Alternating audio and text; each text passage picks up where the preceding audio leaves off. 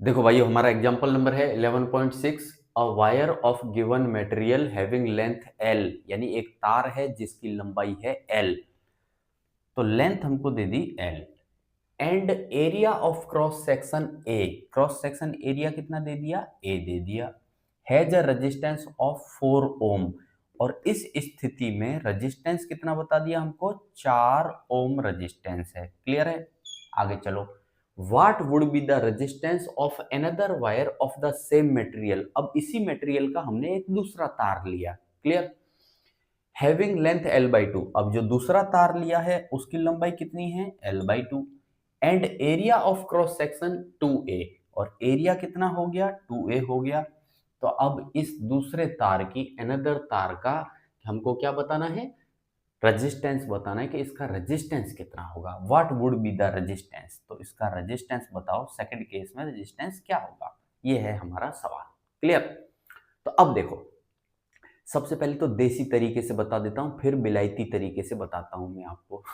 ठीक है? तो देसी समझो पहले, कि पहले लेंथ थी L, पहले वाले तार की लेंथ है L, और सेकंड वाले तार की लेंथ हमने कर दी आधी। तो भाई हमने पढ़ा था कि रेजिस्टेंस लेंथ के प्रोपोर्शनल होता है। इन द सेंस, अगर लेंथ को आधी करेंगे तो रेजिस्टेंस क्या हो जाएगा? आधा हो जाएगा। तो देखो, ये लंबाई जैसे ही हमने L/2 किया, पहले रेजिस्टेंस 4 ओम था, इस L/2 होने की वजह से रेजिस्टेंस कितना हो गया? 2 ओम हो गया। बताओ होगा कि नहीं होगा? बिल्कुल होगा। अब एक और कलाकारी कर रखी है हमने। क्या कलाकारी कर रखी है? पहले एरिया था A और अब एरिया है 2A, यानी क्रॉस सेक्शन एरिया को हमने डबल कर दिया। अब हमने पढ़ा था कि R इन्वर्सली प्रोपोर्शनल रहता है किसके? एरिया के। रेजिस्टेंस इन्वर्सली प्रोपोर्शनल रहता है एरिया के, यानी कि एरिया को डबल करेंगे तो रेजिस्टेंस क्या हो जाएगा? आधा हो जाएगा। तो देखो, एरिया को हमने डबल किया तो रेजिस्टेंस और कम होगा।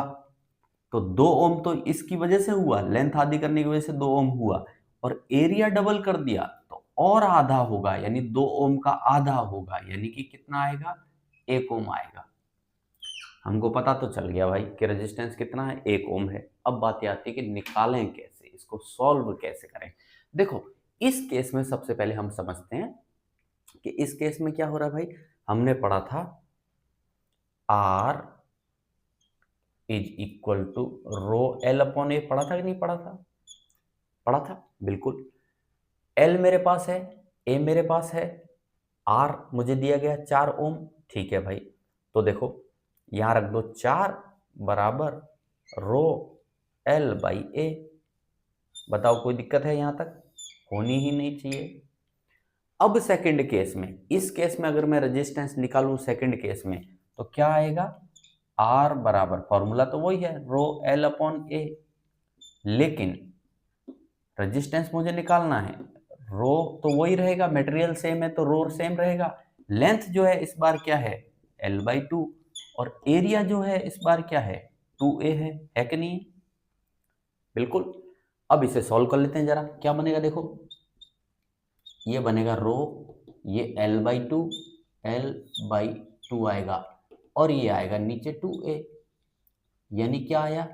रो L/4A आया। करेक्ट है कि नहीं है? अब देखो, रो इंटू L/A की वैल्यू कितनी है? 4 है। तो यहां से गौर से देखो, ये रहा भाई रो L/A, ये पूरे मामले की वैल्यू कितनी है? 4 है। तो इसकी जगह पे 4 रख देता हूं। तो रख दो भाई, इसकी जगह 4, और नीचे ये वाला 4। कितना ओम आएगा? 1 ओम रेजिस्टेंस आएगा। कौन से तार का? सेकंड तार का। क्लियर?